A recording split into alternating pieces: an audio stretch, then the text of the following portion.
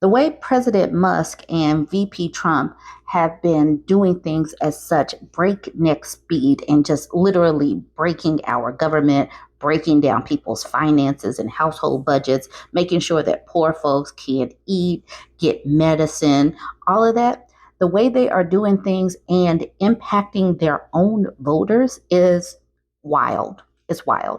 There have been some of us that are like, this is going to be crazy. This is going to be bad. We were sounding alarms before this happened because some of us did talk about Project 2025 and how reprehensible it was going to be, but people did not believe us.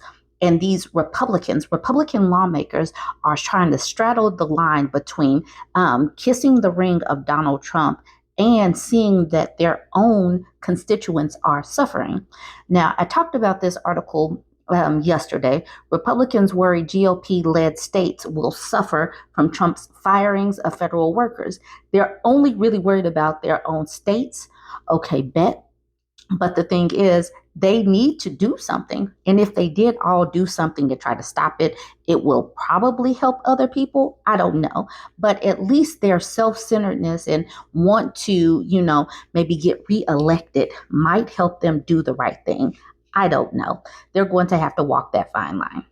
The Washington Post put out this article. After ceding power of the purse, GOP lawmakers begged Trump team for funds. Republican senators are asking cabinet secretaries and other Trump officials to let the money flow back into their states. Please, please, Daddy Trump, let the money flow back.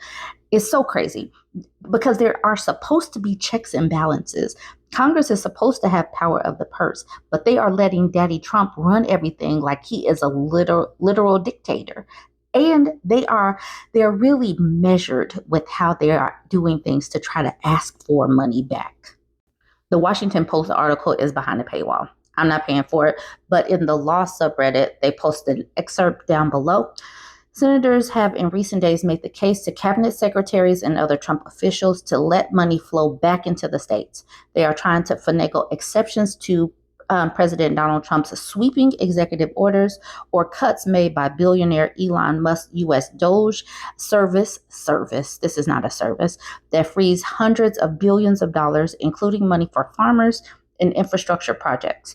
That push comes as the administration has also sought to fire a wide swath of federal employees, some of whom live in red states.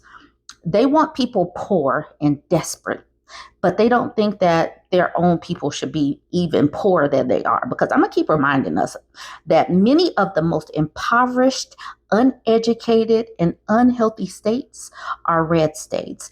And what these people are doing is going to help keep them poor, unhealthy, and uneducated. But they love the uneducated people. They love them. That's because these uneducated people keep voting for them.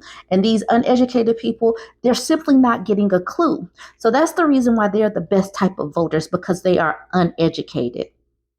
I'm literally disgusted, but that's where we are right now. The New Republic put out an article as well talking about GOP senators are literally having to beg Daddy Trump for their own money. And what's crazy is they're having to beg Trump for money, but Trump is owned by Elon and Vladimir Putin. So the way these GOP senators are acting right now, the way they're not calling him on this BS, especially the way Trump is capitulating to Russia and Elon Musk, basically these senators are now beholden to Elon Musk and Vladimir Putin as well, considering they're not actually doing their parts of checking and balancing Donald Trump.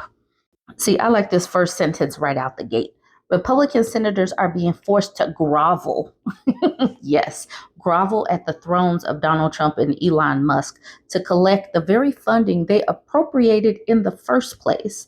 Yes, that's the reason why this is so maddening to watch. You would think that they would be able to reflect a little bit and not give over all of their power, but they are spineless. All right, it says, amid Trump's sweeping freezes on spending, massive cuts to the federal workforce, and dismantling of government agencies, some Republican senators have been forced to make their appeals for funding and mercy directly to Trump's cabinet secretaries and other administration officials, according to a report Wednesday from the Washington Post. While this system of pleading favors Trump allies who can dial up the president directly, not everyone is opting to give him a ring. Senator Lisa Murkowski told the Post that she had been on the phone with pretty much all the departments, hoping to obtain funding in the face of federal freezes. The Alaska Republican has spoken with the EPA, Interior Department, and Agriculture Department, as well as lobbied the Trump administration to exempt Native American tribes from being affected by the executive orders targeting programs for DEI.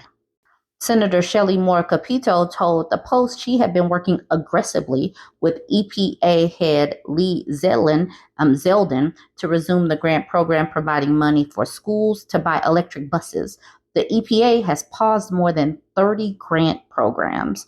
Of this money, they're acting like they were cutting for efficiency's sake because there's just so much waste.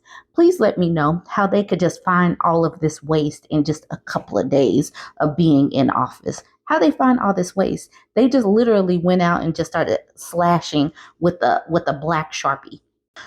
Senators Katie Britt from Alabama and Susan Collins of Maine each took their concerns about severe cuts to the NIH, the National Institutes of Health, directly to Trump's new Secretary of Health, Robert F. Kennedy Jr.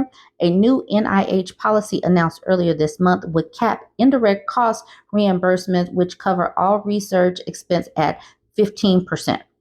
15% for research institutions, effectively kneecapping entire fields of research. And it doesn't just kneecap the entire fields of research. It kneecaps many industries that support these universities. It affects all of the surrounding area. So many of these places that have big universities with agricultural departments are going to suffer. And many of them will be red states. Others took more desperate means to beseech Trump's cadre, tweeting at them. I urge Senator Rubio to distribute the $340 million in American-grown food currently stalled in U.S. ports to reach those in need.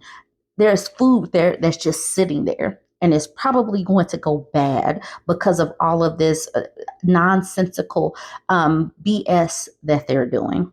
So that's Senator Jerry Moran, and he wrote that on X earlier this month, aimed at Secretary of State Marco Rubio, whose agency absorbed some functions of U.S. aid after Musk gutted the agency.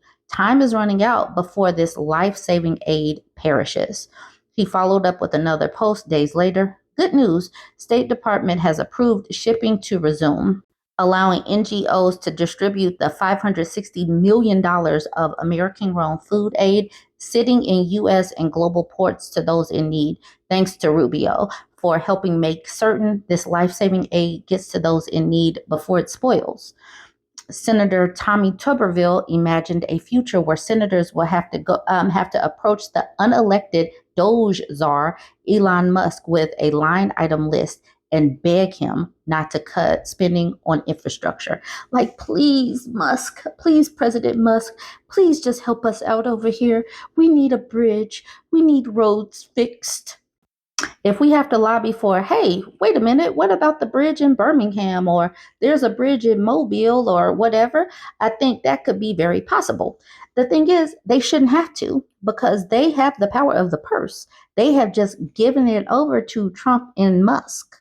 They need to put on the big boy pants and the big girl undies and have a spine, but they won't. Crucially, federal agencies are still withholding funding, even after multiple judges ordered a pause on the president's sweeping funding freeze, summoning a torrent of additional lawsuits alleging that the president is unlawfully withholding money in violation of Congress. The administration's actions have jeopardized hundreds of billions of dollars to programs across the government, according to the Senate Appropriations Committee. And that's where we have it.